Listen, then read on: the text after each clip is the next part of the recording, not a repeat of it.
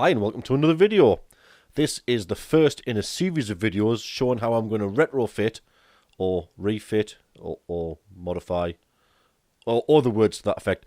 I'm going to basically strip out the hot end of the 3D printer, the Davinci 1.0, and I'm going to refit it with something that's better. Now, for those of you who don't know, this monstrosity is the standard hot end that comes with the Davinci. Now, the reason that I'm refitting it, I'm getting rid of it, is because this bit here gets hot, which it's supposed to, and this block here, and the heat sink that's on it, and the fan that's on it, are all supposed to stop this, can you see, this internal bit, this feed tube, getting hot, and it doesn't work. It works fine if you want to do ABS, it works fine if you want to just kind of like get mediocre prints, it's all fine.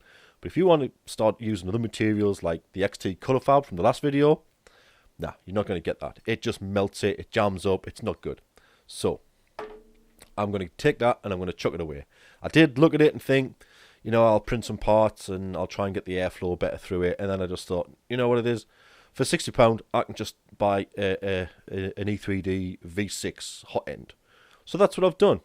And hopefully, you're going to follow us through this process of what parts to print, what parts to buy, what fixings you need, and exactly how to strip down, modify, build, and then reassemble the Davinci 1.0 3D printer. So I'm going to try and do it in bite-sized chunks. I don't want people to get too bored with it. I don't want people to look at an hour, 2 hour, 3 hour video and say, oh, right, okay, I need to spend 3 hours working on my printer. No, that's not what this is going to be. This is going to be small, easy to manage chunks. So in this video, all we're going to do is we're just going to build up. We're going to see what comes in the E3D V6 box. And I'm just going to put it together to follow the E3D instructions.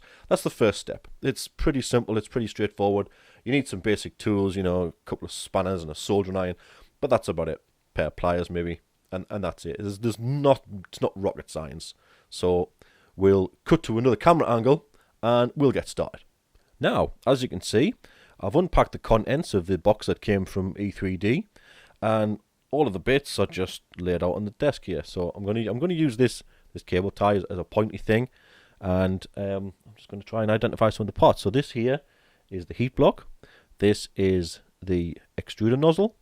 This is something they call the heat break. We'll get to that in a sec. This large monstrosity here is the heat sink. You have a shroud for the fan, a fan, some cable, the heater cartridge thing. Now, I bought the 1.7 universal with the Bowden connector, so you get Bowden, I'm going to call it Bowden, okay? So you get a Bowden connector for the transmitting end of the Bowden tube, and you get the Bowden connector in top of the heatsink.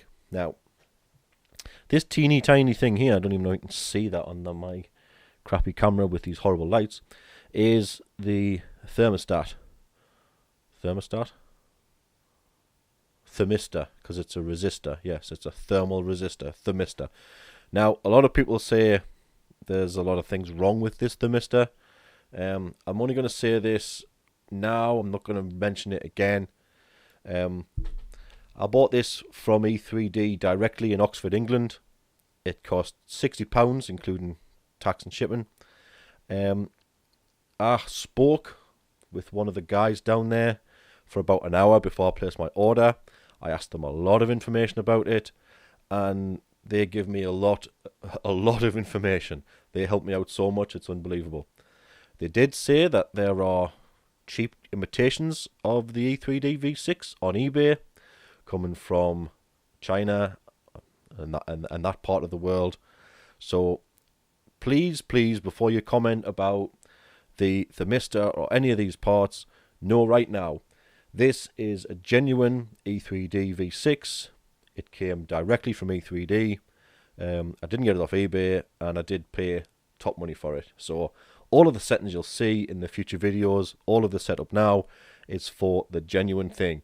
If you've got a cheap one for 15 quid off eBay, I have no idea what parts you've got. I have no idea where you're going to use them bits. So anyway, that's out the way. So what I've also got here is I've got some solder.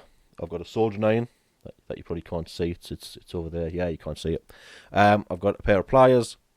Well, it's a Leatherman tool thing, and an adjustable spanner. So let's get started. Now, pretty much the E3D instructions tell you to assemble the heat block first. Now, this is going to be interesting for me to try and keep this in shot. Now, you'll notice there's a gap here where the heat cartridge goes in. And, of course, you can put the nozzle in either side. But what you do is, where it's thin, that's the bottom. So put the nozzle in on the thinnest side. Okay, let's see how that goes in. Now this is very important. Take the heat brake and screw that in the top.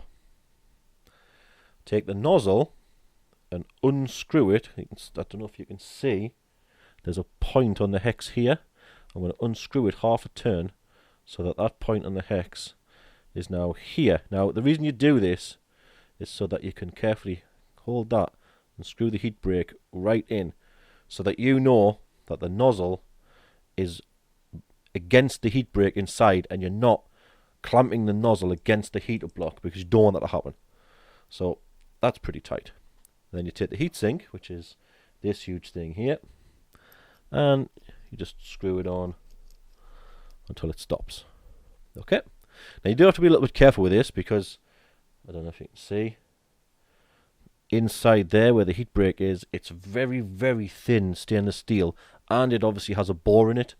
That's a hole running through it.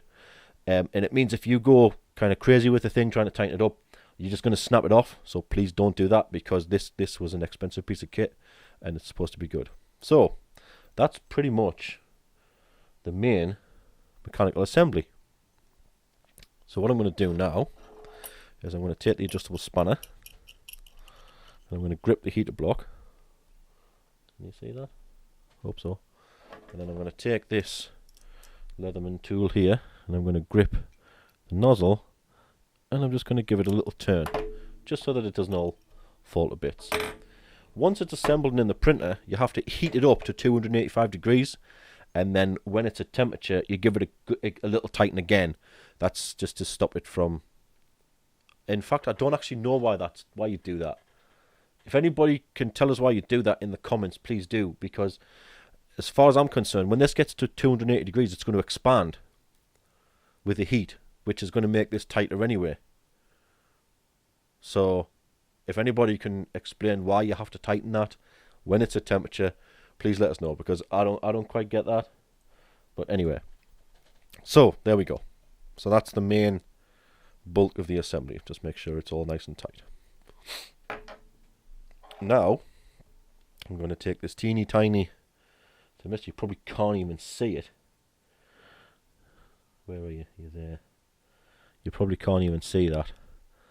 It's two very fine wires with a resistor on the end. You probably can't see that at all. But anyway, I've got to crack on. So I'm going to take this blue sleeve in here, and I'm literally just going to chop it in half. I think this has got some cutters in it. I'll just adjust. There we go.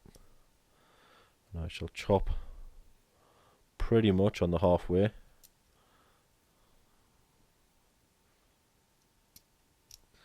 Okay, that didn't work. Where's my scissors? There we go. Yes, I have the world's biggest scissors for the world's smallest job. Now I'm going to have to cut that out, aren't I? Because I've made a mess. Whoa. Right, I've made a kink in it, so I'm going to have to chop the kink out. Please bear with us a sec. Get rid of that. There we go. So we've now got two bits of sleeving. And what I'm going to do is I'm going to take this Thermistor and I'm going to very carefully, I can't even see with these eyes, I'm going to very carefully, oh, we're in, right, there's one, and I'm going to slide that down to the hilt. Oh, it's too long. Oh man, oh no. Right, I'm going to have to take a good bit off that. So probably should have measured this or something first. That would have been a good idea, I guess. Right, I'll just take some more off. And I'll make this one the same length as that one. It's good doing these for the first time and recording it, you know, there's tons of pressure.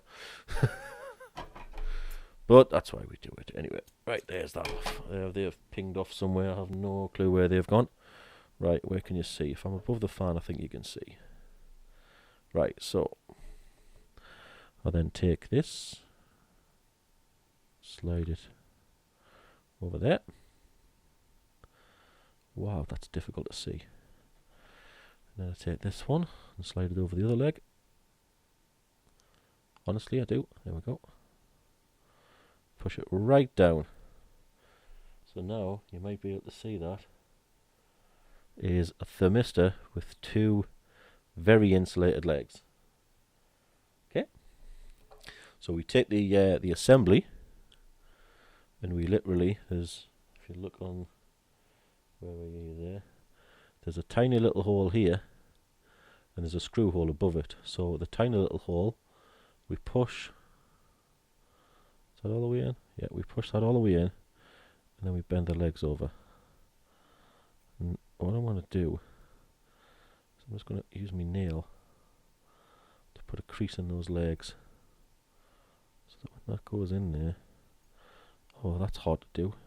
The stuff keeps sliding off. Oh man. Right, let's take another look at this. So I can straighten it again. This is not easy.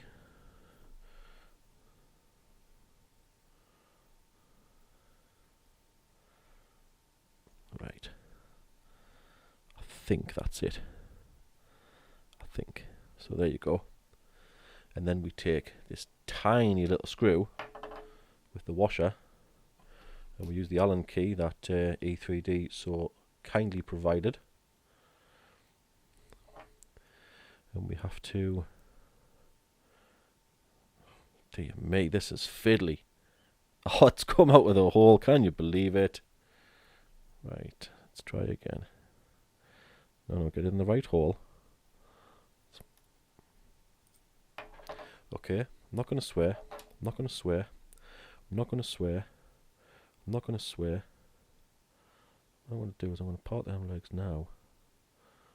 Push that right down. Oh, this is not easy. This is definitely not easy. Not when you've got fat fingers like me. Come on. You've got to make sure this insulating stuff gets right down to the hilt, because if you don't, you're just going to short your thermistor out inside the heater block. Oh, come on. What is wrong with my fingers? Right, let's try. Right, I'm not going to swear, honest. Really, I'm not going to swear. If I swear, I apologise in advance. Because this has to be the most ridiculous thing I've ever tried to do. Maybe I should hold it in place with a bit of glue or something. Nope, doesn't say to do that in the instructions. Right, let's bend it over there. Why does it do that? Look at that. Come on.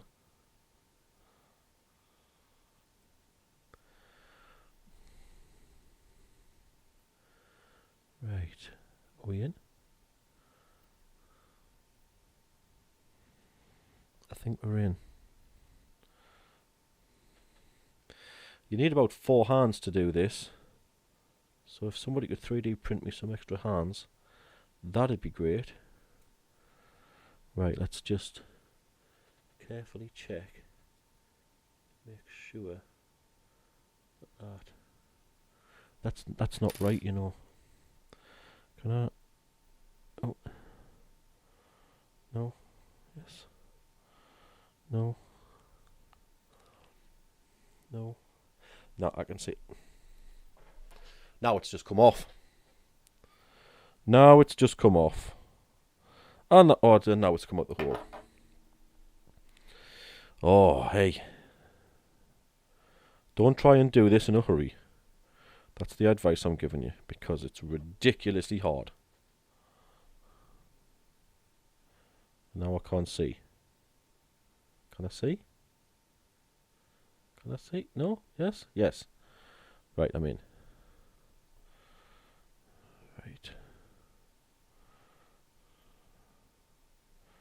Right, I'm going to try a different tactic here. What I'm going to do is I'm going to bend the end of the wires right over to stop.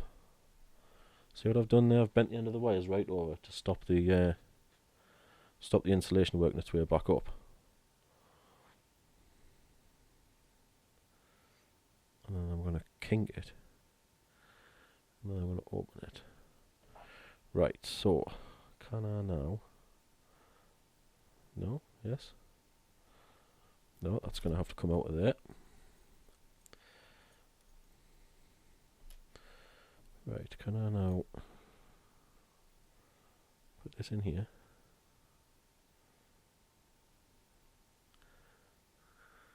Oh. What is going on, man? I'm going to snap this in a sec. Then it's going to be worthless.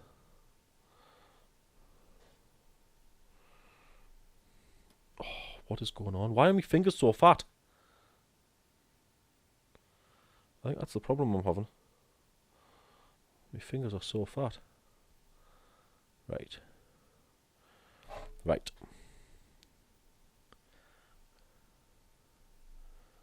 Going for it. Where's the hole gone? It's there. Oh, now the edge of that's just fraying. A little twist maybe. A little twist. Ah, the little twist seems to have helped.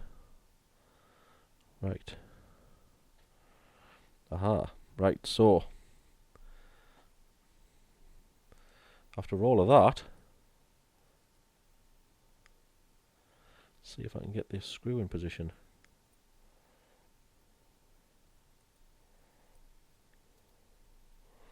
No? Yes? No? I need that to go under there.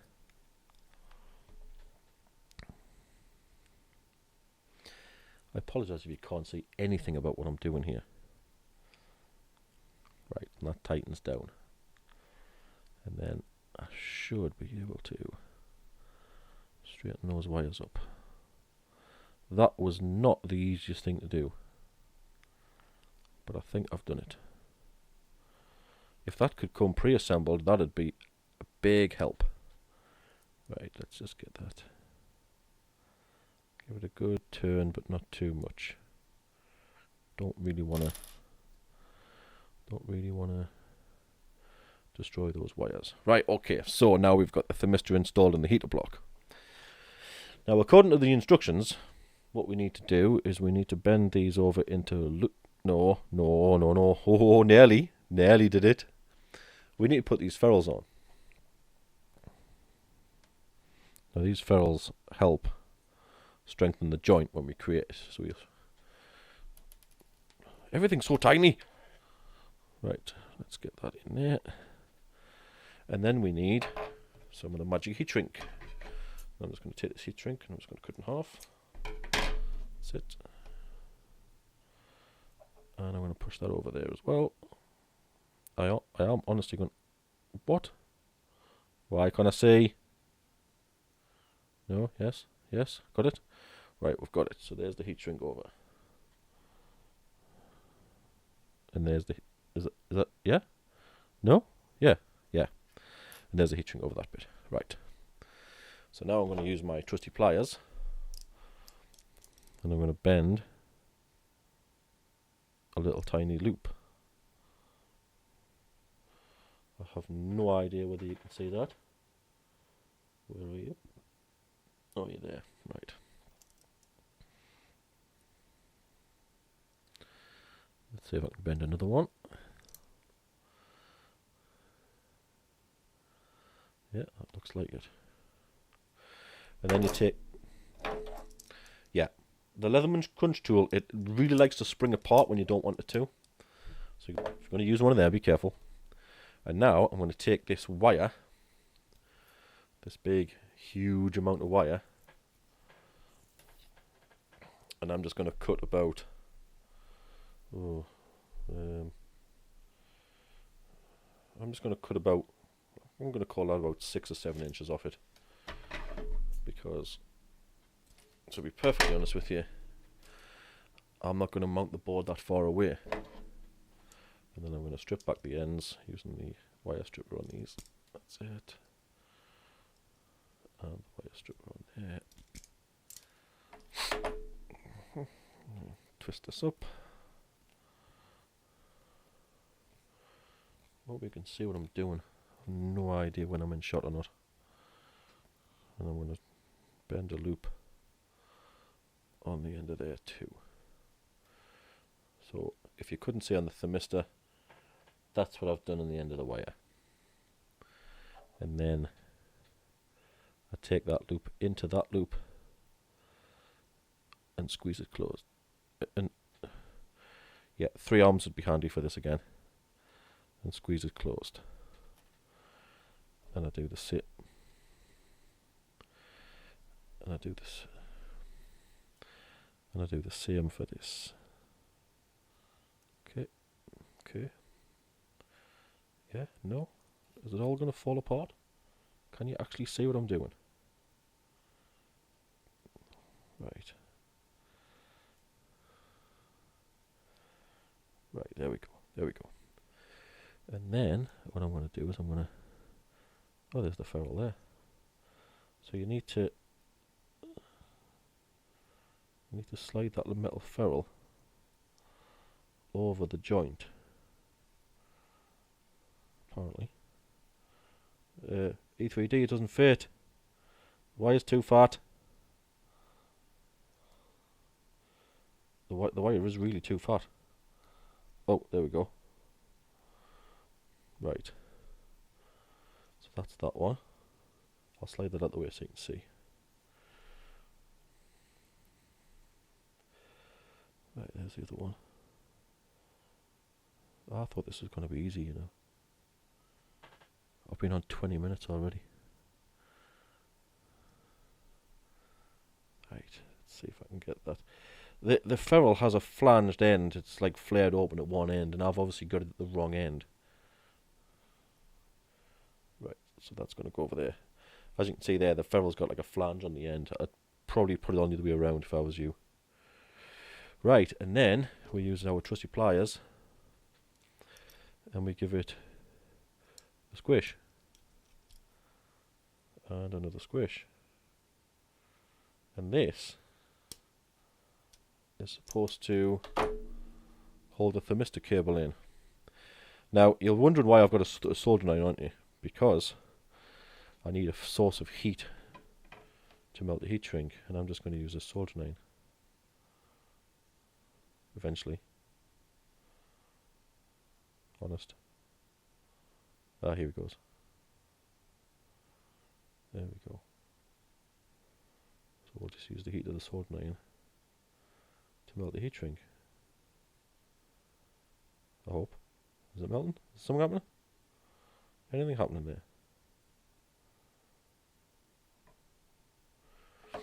Right, so that should be...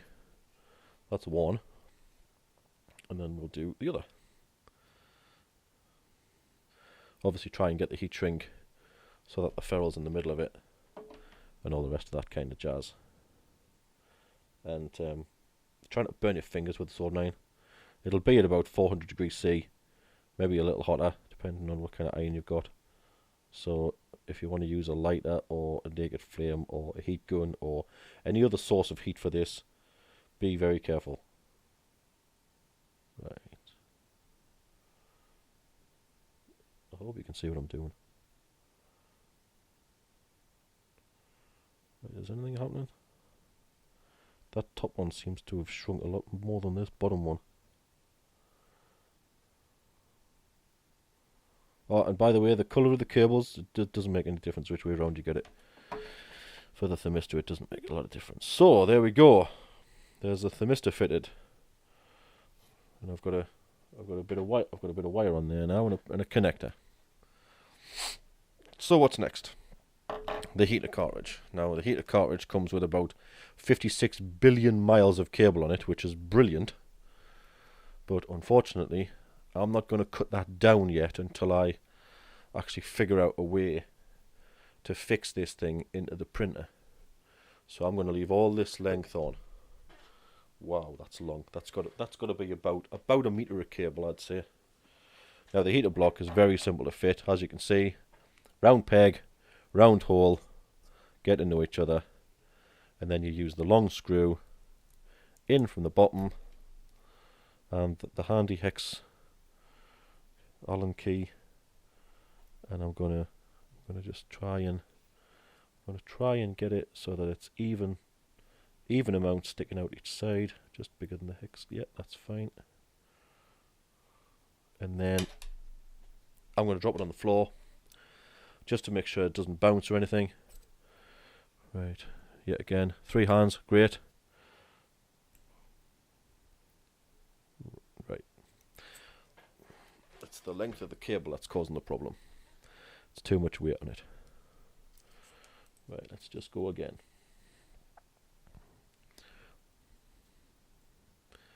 Right, so we tighten this. Wow, that's hard to do, and that still hasn't even got a hold yet. Wow, look at the amount of bend in it. Can you see? See the amount of bend in it here, and it still hasn't gripped the heater cartridge yet. I imagine this will be a one-stop. Oh, there we go. There we go. It's got some kind of hold. I need to push it back a little. Now it's also important that you don't get a hold of the heatsink when you're trying to tighten this up, because like I say, you'll just snap the heat brake. So we've got to hold the heater block. If you can't see, I apologise. Just going to snug that down. And that is in there, but just so that you're aware, that's how much it's going to deform. It's going to bend quite a lot. I could probably take it a bit tighter, but I don't know whether I should, to be honest. I'm going to go for it. Oh, no, I'm not. That's tight. That is super tight. And then I'm going to bend them cables up. I've just exposed one of them. Can I put a bend in it? Hello? Probably should have done this before it was fitted. Right, there we go. There we go. I'm going to bend them cables up, and I'm going to put them with those cables. And you also get a tie wrap, so that you can tie wrap the entire thing together, which is quite nice. But I'll wait until I've fitted the fan. So the next thing to do is to fit this bit of PTFE tube. Now it comes on a big long reel. I've cut this so that it's really short, but the idea behind it is you put the black connector in the top and you slide it in until it doesn't go in any further, and the PTFE lined all the way down. Now I've put a little V, don't know if you can see that. Oh god, does that make it worse? Or does that make it better? Can you see? I've put a little V, an inverted V cut in the top, just so that, whoa, where the extruder reels are, it can kind of run out. That's just a kind of experiment. Right, so you now take your fan shroud. Now the fan shroud's got a lip on it, so you can either mount it one way or the other. I'm going to put mine with the lip to the top, because I think I've got enough space. Now, one thing I've noticed is this fan shroud's a bit slack. I don't know whether that's intentional or whether that's just mine, but I'm a little bit concerned about that. And the fan, let's see if you can see this. Probably not. It's a 12 volt, 0.15, so it's 150 milliamp fan. And the sticker goes on the inside. Now you can turn this round so that the wire comes out where it's convenient for you. I'm not quite sure where I'm going to have my wire coming out just yet, but what I'll probably do is is probably have it like that, maybe. No, can't. Sticker's got to go on the inside, you've just said. Have it like that, maybe, so that then the wire can just cable tie in with the rest. But no, I'm going to have it like that, to be honest. And then I'll cable tie the wire in.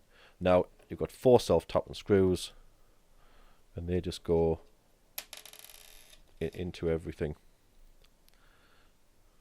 Wow, they're tight. They are amazingly tight just in the fan.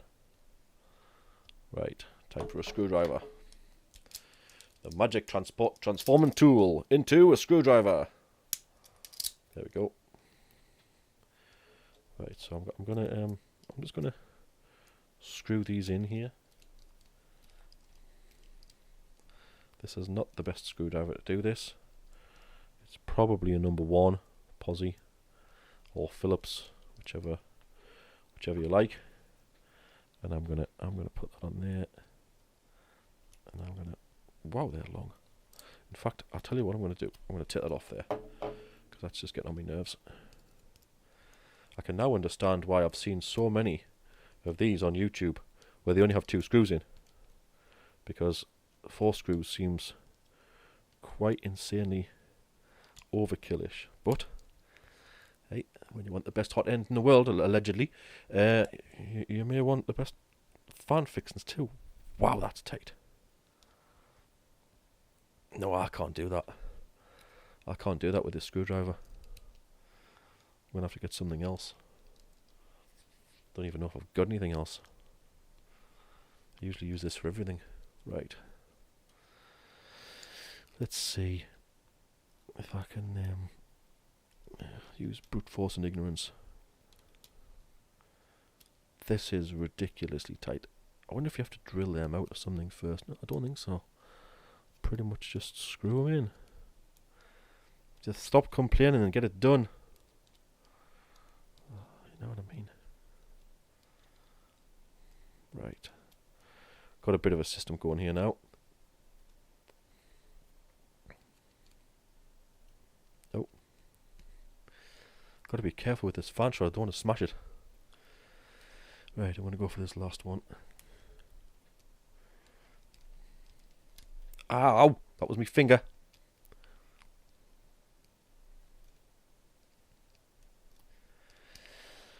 Oh, dear me.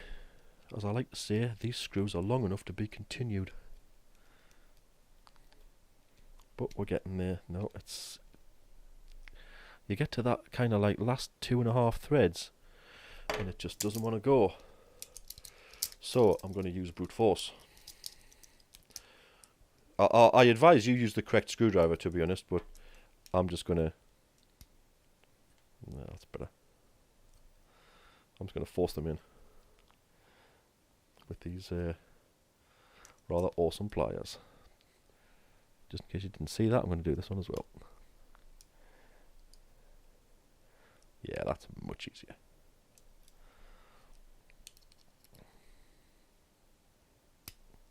There we go. That's the third. I can actually see the screw sticking out. And number 4. Whoa, that could have been my fingers. Right. And that's it. So, 1 fan, 1 shroud, 1 lip at the top, 1 hot end. Just clip the fan on. Wow, that's tighter just because it's got the fan on it. That's brilliant. I like it. Now, I'll probably end up taking that fan off and turning it around when I finally figure out how I'm going to mount this thing. But that's it. That's what it looks like. There you go. What I'll do is I'll just quickly put the cable tie on. I'll probably end up cutting this off or sliding the cable through it at some point. Just going to quickly zip that up just so they can see what it looks like when it's all done. So there you go. Oh, have I not got any? No. I'll just use these expensive cutters. That's it. Not the best thing in the world to cut a cable tie with. But that's it. This is how much wire I've got to play with. There's a hell of a lot. I mean, I had to cut that down and it's still a hell of a lot. I didn't actually use the solder. But that's it. There is... Wait, where are you? Are you there? There is the E3D V6 hot end. All ready to go. Now, it has this round section at the top for mounting into the printer. I'll have to have a look on Thingiverse so I can find something that'll mount it and clamp on there. They say that the heatsink is supposed to be cold to the touch when it's running, but you will need a 12-volt supply if you're going to fit this to a Davinci printer, because the Davinci fan on this monstrosity is only a 5-volt fan, so be aware of that. You will need a 12-volt supply. I have located one in the printer. I will show you how to do it, or how I'm going to do it. But that's pretty much it. Yeah. So we'll switch back to the other view, and we'll finish up. So there you go. That was my blundering attempt at building an E3D V6 Hotend. It wasn't as easy as I thought it was going to be, and that Thermistor took a long time to do. Oh, I don't know if that's because I've got fat fingers or it was just fiddly. It was really tiny. It was hard. But do you want to see the results? Well, here we'll compare them, shall we?